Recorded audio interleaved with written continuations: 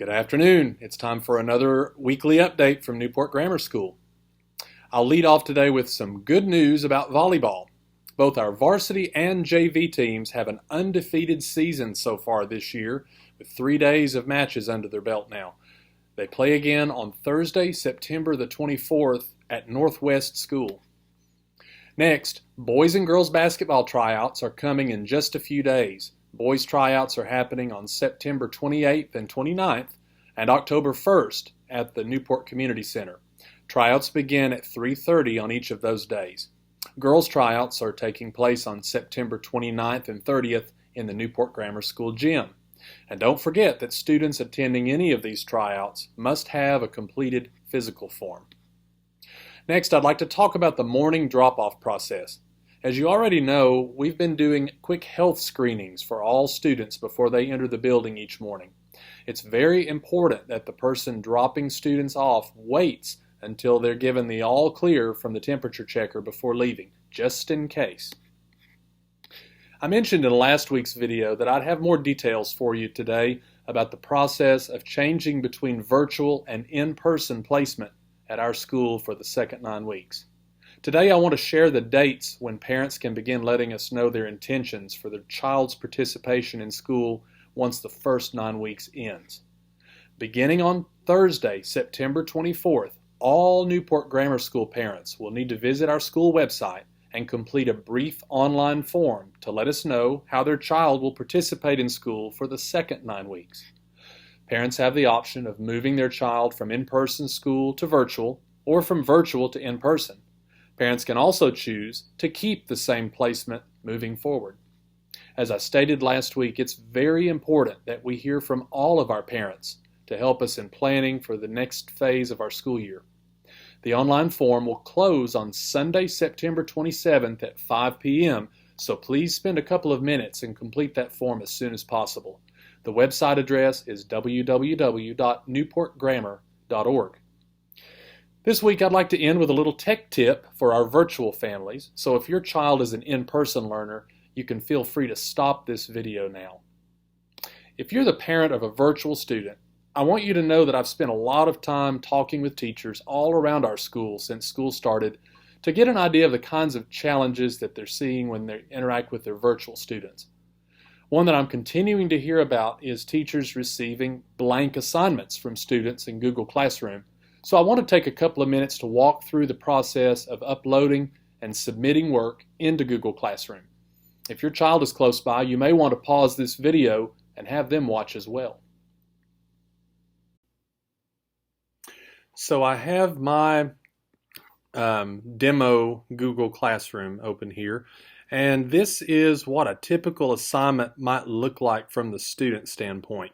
You see that we're in Mr. Short's class, and this particular assignment is called Photography Assignment. So I go down and I look at the instructions. The instructions say, take a picture of your favorite flower and submit for your daily participation grade.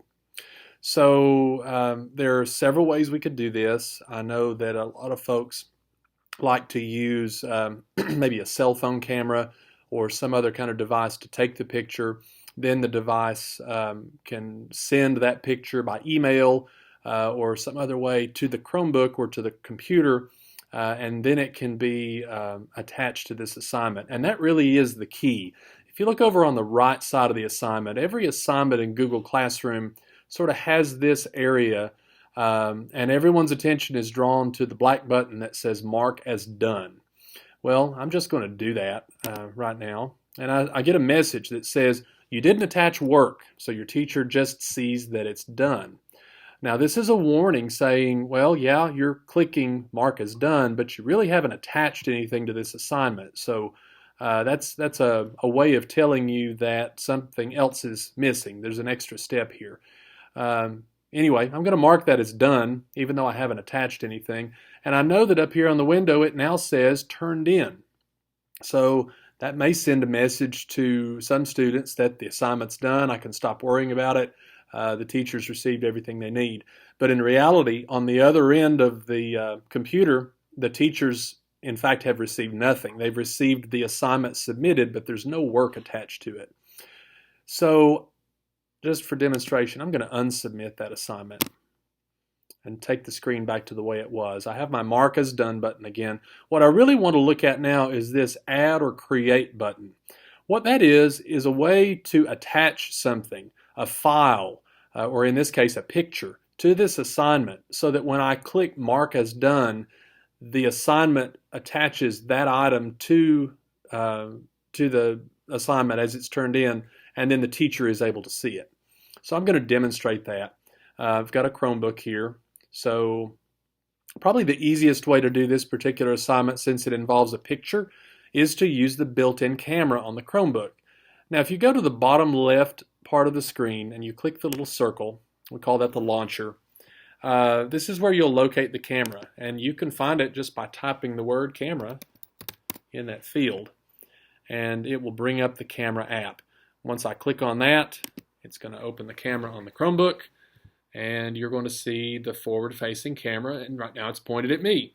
So the way you take a picture here, obviously, is to put whatever it is in front of the camera that you want to take a picture of. In this case, I'm going to use my Newport Grammar School face mask. I will make sure it gets close enough so that there's a good close-up picture. And then I'll go over here to the right side of my camera screen. I've got photos selected, so I'll click my circular snap button there, and then the picture you see is down here in the lower right corner. Okay, so I can close that now, and then I'm ready to add it to my assignment.